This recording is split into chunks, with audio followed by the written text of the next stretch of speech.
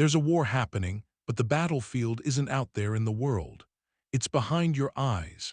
It's the quiet, relentless hum of a battle you fight every single day against an enemy that knows all your weaknesses because it is you. It's the voice that whispers every worst-case scenario, the mental slideshow of every past mistake, the constant, draining dress rehearsal for disasters that never arrive. You feel exhausted, but you haven't run a mile. You feel the sting of rejection, but you haven't even asked the question yet. You feel the shame of failure, but you haven't even begun. We've been told that our struggles come from the job, the relationship, the world, but the truth is heavier than that. The greatest weight we carry is the one we manufacture ourselves. There's a reason your life feels heavier than it should, and it's not just the pressure from the outside, it's the leaks from the inside. We are living in a state of perpetual fear, not of what is, but of what could be. We are being haunted not by reality, but by the ghosts we create in our own minds. The great Stoic philosopher Seneca diagnosed this human condition over 2,000 years ago. He said, "We are more often frightened than hurt, and we suffer more from imagination than from reality." That's not just an ancient quote. It's the most accurate description of the anxiety that runs the modern world. It's the reason we feel stuck, the reason our energy drains away for no apparent reason, the reason we lose the battle before it's even fought. This isn't about pretending fear doesn't exist. It's about learning to see it for what it is, a story, a powerful, convincing, and often terrifying story, but a story nonetheless. It's about learning to separate the signal from the noise, the reality from the rehearsal. It's about taking back the power you've been giving away to a future that hasn't happened and a past you can't change. It's about mastering the inner world so the outer world no longer has the power to break you. If this message is already speaking to a truth you felt but couldn't name, if it's helping you take a deeper breath than you have all day, there's one simple, free way you can support this space we're building together. Just hit that subscribe button. It helps more than you know and ensures you won't miss a single step on this path to clarity and quiet power. Let's begin. Think about the last time you truly worried about something. A big presentation at work, a difficult conversation you needed to have, a doctor's appointment. Now be honest. How much of the suffering happened before the event itself? You probably spent hours, maybe even days, living in a future that didn't exist. In your mind, you rehearsed every possible way you could fail. You saw the disappointed faces. You heard the critical words. You felt the flush of embarrassment in your cheeks, the tightening in your chest, the sinking feeling in your stomach. Your body didn't know you were imagining it. Your nervous system responded as if the threat were real, flooding you with cortisol, putting you on high alert. You lived the failure before you even had the chance to succeed. This is the first and most common trick of the frightened mind. It rehearses failure, never success. We treat our imagination not as a creative tool, but as a simulator for our own destruction. Carl Jung once said, "Until you make the unconscious conscious, it will direct your life and you will call it fate." And this is a perfect example. We unconsciously believe that by worrying, by picturing the worst, we are somehow preparing ourselves. We call it being realistic. We call it managing expectations. But what we're really doing is directing our life toward the very outcome we fear. We are practicing the energy of failure. The Stoics knew this. Marcus Aurelius constantly reminded himself to bring his mind back to the present, to deal with what was in front of him, not the infinite, terrifying possibilities of what might be. He understood that you have power over your mind, not outside events. The outcome of the presentation isn't entirely in your control. The other person's reaction isn't in your control, but the story you tell yourself beforehand, the rehearsal you run in your head. That is entirely 100% yours. And yet, we give that power away. We let our imagination become a tyrant, forcing us to feel the pain of 1,000 different failures, when in reality, we will only ever live one outcome. And what if that outcome is a success? What if the presentation goes well? What if the conversation brings clarity? You've put yourself through days of hell for nothing. You've paid a tax of suffering on an event that ended up bringing you joy. This is the definition of suffering more from imagination than from reality. The imagined pain was immense, prolonged, and draining. The reality was manageable. This is not a sustainable way to live. It turns life, which is already challenging, into a gauntlet of self-inflicted wounds. The first step to breaking this cycle is simply to notice it. The next time you find yourself rehearsing disaster, pause, label it for what it is. A story, not reality, not a prophecy. Just a story your mind is telling you because it's scared. You don't have to believe every thought you think. For that quiet moment of awareness, that choice not to get swept away by the narrative, that is the beginning of freedom. Then there are the ghosts of yesterday, the conversations that are long over but continue to echo in your mind. You're lying in bed, the room is dark and quiet, but your mind is screaming. You're replaying that one awkward thing you said, that clumsy moment, that conversation that didn't go as planned. You analyze every word, every silence, every facial expression. You cringe, you think, why did I say that? I should have said this instead. You feel the same flush of shame you felt in the moment, only now it's amplified by the silence of the night. The actual event might have lasted 5 minutes, and the other person probably forgot about it before they went to sleep. But for you, the suffering is endless. It's a wound you keep reopening, a trial where you are both the prosecutor and the defendant. This is the second great theater of imagined suffering. Seneca saw this clearly. The event itself is over, it is a phantom. It no longer has any power to hurt you. The only thing hurting you now is your memory of it, your imagination chewing on it, refusing to let it die. We tell ourselves we're reflecting, that we're learning from our mistakes. But there is a profound difference between reflection and rumination. Reflection is calm. It seeks understanding and then lets go. Rumination is frantic. It seeks a different outcome to a past that cannot be changed. It is a mental trap, a loop of suffering with no exit. Aristotle believed that excellence is not an act but a habit. And for many of us, this mental self-flagellation has become a habit. We've become addicted to the post-mortem analysis of our own lives. We do it because we believe on some level that if we punish ourselves enough for a past mistake, we won't make another one in the future. But that's not how it works. Punishing yourself doesn't build wisdom, it builds shame. And shame, as Jung warned, is a soul-eating emotion. 6. It doesn't make you better, it makes you smaller. It makes you more afraid to be yourself in the future, terrified of making another mistake that will lead to another sleepless night of regret. The way out is not to fight the thought, but to change your relationship with it. When the memory comes knocking, and it will, you don't have to let it ransack your peace. You can acknowledge it, like a cloud passing in the sky, without becoming the storm. Marcus Aurelius taught himself to strip events of the dramatic narrative we attach to them. He would look at a situation and describe it in its simplest, most objective terms. You can do the same. I had a conversation. I said something I now perceive as awkward. The conversation ended. That's it. That's the reality. All the rest, the shame, the regret, the endless loop of what-ifs, that is the imagination. You don't have to live there. You can choose to return to the reality of the present moment where that conversation is over and you are safe in your bed. It is a discipline, a practice. But every time you refuse to suffer for a past that is gone, you reclaim a piece of your peace. You are not your past mistakes. You are what you choose to do now, and you can choose to let go.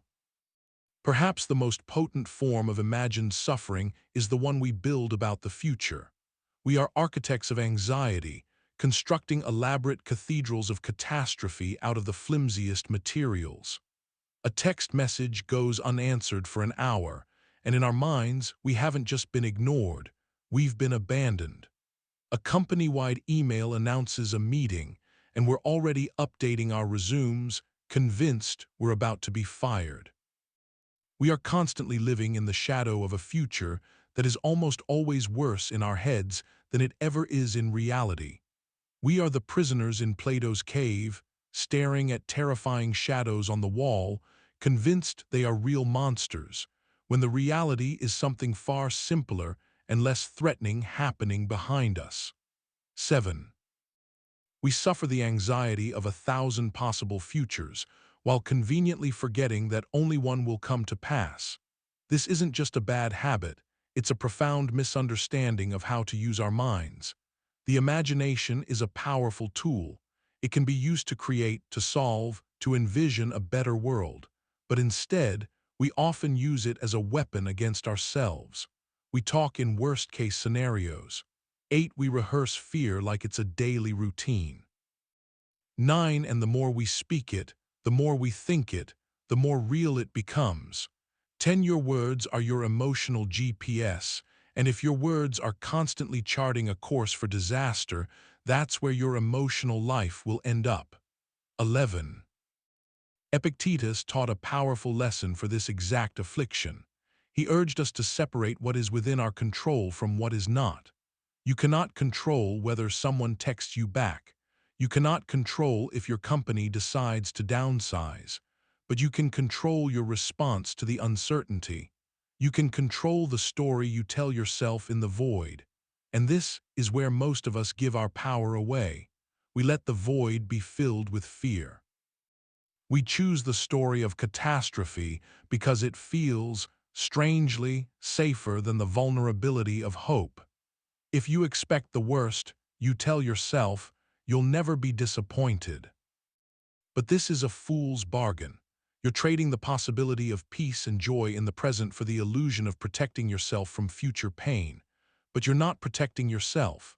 You are actively hurting yourself right now. Your body doesn't know the difference between a real threat and an imagined one. When you spend your day worrying about getting fired, you are experiencing the stress of unemployment without ever losing your job.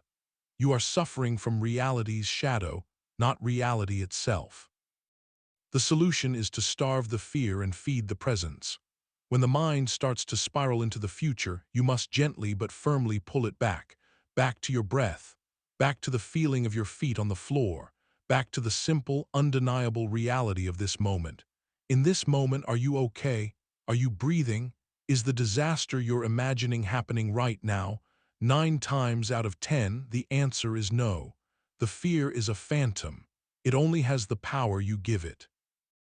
By returning to the present, you cut off its life source.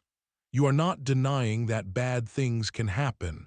You are simply refusing to suffer for them before they do. That is the discipline. That is the path to peace. Now let's talk about a very specific form of mental torture, the misinterpretation of silence. Someone you care about is quiet, and your mind doesn't just notice their quietness. It writes a 3-act play about it. Act 1, they are angry with me. Act 2, I must have done something wrong. Act 3, they are going to leave me. We take a neutral event, the absence of words, and we project our deepest insecurities onto it. We are not reacting to their silence. We are reacting to our story about their silence. And our story is almost always a reflection of our own fears, not their reality. This is a classic example of what Seneca was talking about. We are frightened by the space between interactions. We suffer from our own narrative. The reality is simple. The other person is quiet. That's it. That's the only fact you have. They could be tired. They could be stressed about work. They could be lost in thought. They could be perfectly content. But our imagination, fueled by a fear of rejection or abandonment, rarely considers these benign possibilities. It leaps to the conclusion that is most painful, the one that confirms our deepest fear, that we are not enough. This pattern reveals how deeply we've been conditioned to seek external validation for our internal peace. We've made other people's moods, words, and silences the barometer of our own self-worth. If they are happy, we can relax. If they are quiet, we panic. We have outsourced our emotional stability. But as the Stoics taught, true freedom comes from realizing that our inner state should never be at the mercy of things we cannot control. 12. And you cannot control another person's inner world. You cannot force them to speak when they are quiet. You cannot read their mind. So what can you do? You can master your own. You can learn to hold the space of silence without filling it with your own anxiety. You can choose to trust instead of assuming the worst. You can offer presence instead of pressure. When you feel that old panic rising, the urge to ask, "Are you okay? Are you mad at me?" Pause, take a breath. Ask yourself, what is actually happening right now and what am I adding to it? What is real is the silence. What you are adding is the story of their anger. This is not easy. It requires you to sit with the discomfort of not knowing. It requires you to trust the connection you have with the person. But it is also an act of profound respect, both for them and for yourself. You are respecting them enough not to project your fears onto them, and you are respecting yourself enough not to let your peace be shattered by a story. Carl Jung believed that our vision becomes clear only when we can look into our own hearts. 13. When you look into your heart and see your own fear of abandonment, you stop mistaking it for someone else's anger. You learn to soothe your own anxiety instead of asking the world to do it for you. And in that shift, you find a new kind of strength, a quiet, steady confidence that isn't shaken by the silences of the world, because your own inner world is finally at peace. There is a unique kind of suffering reserved for the things we never even try. The business you don't start, the book you don't write, the person you don't ask out. The failure in these scenarios feels incredibly real, doesn't it? You can taste the humiliation of being rejected. You can feel the embarrassment of your business failing. You can hear the critics tearing your book apart. You have suffered the entire emotional weight of the failure, and yet you have not taken a single risk. You have chosen the guaranteed, private suffering of inaction to avoid the potential for public suffering. This is the prison of potential judgment, and it is built entirely from imagination. We are terrified of what other people might think. That fear is so powerful that we would rather live with the quiet ache of regret than risk the sharp sting of criticism. We are, as Seneca said, more frightened than hurt. The imagined hurt of their judgment feels so certain that we never allow reality to prove us wrong. And what is the reality? The reality is we don't know. We don't know if the business will succeed. We don't know if they will say yes. We don't know if people will love the book. The future is a void, and we are filling that void with our deepest fears.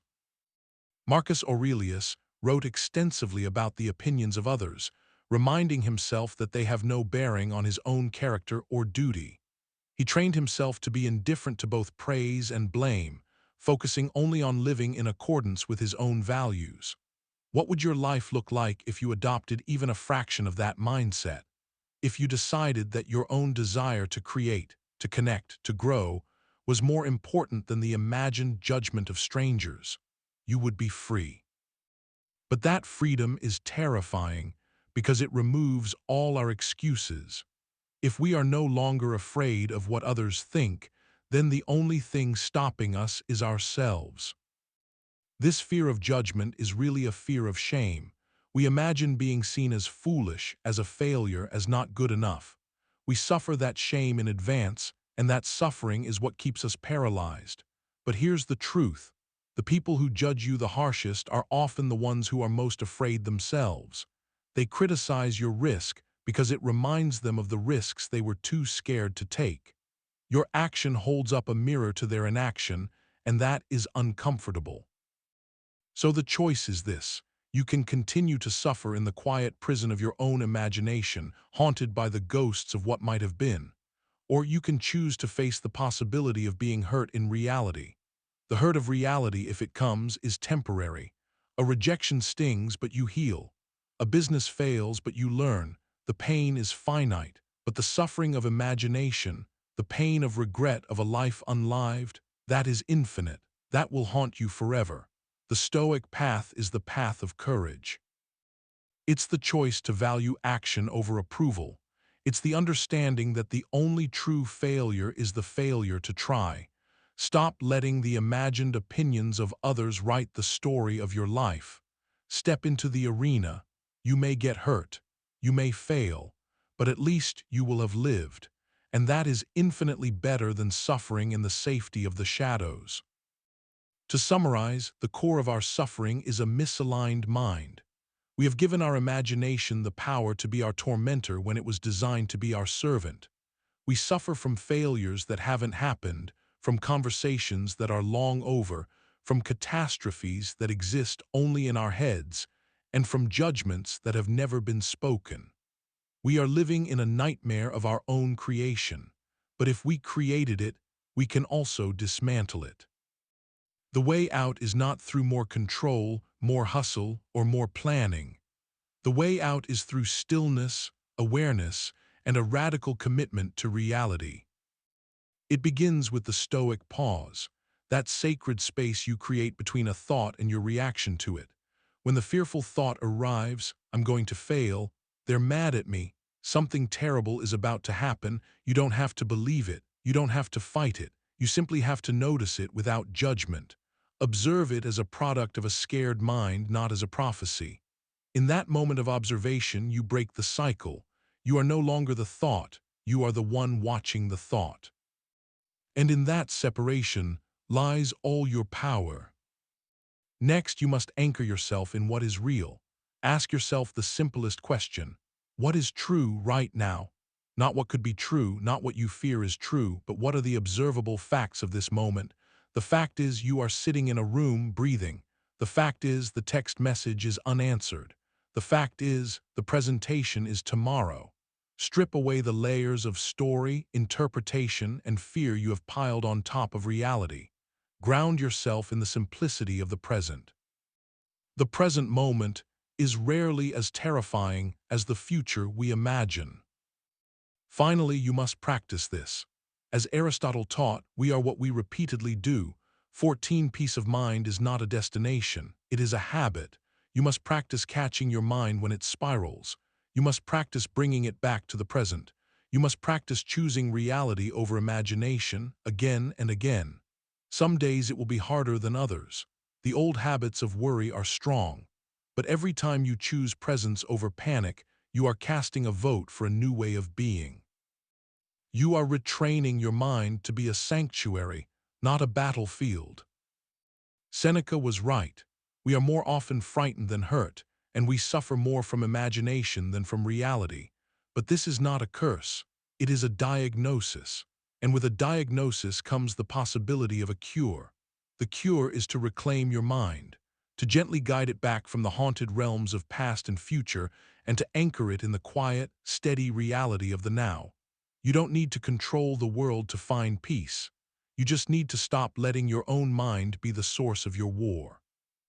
In the end, the quietest mind is the one that has learned to distinguish the echo from the voice, the shadow from the thing itself. That is the work, and that is where your freedom lies.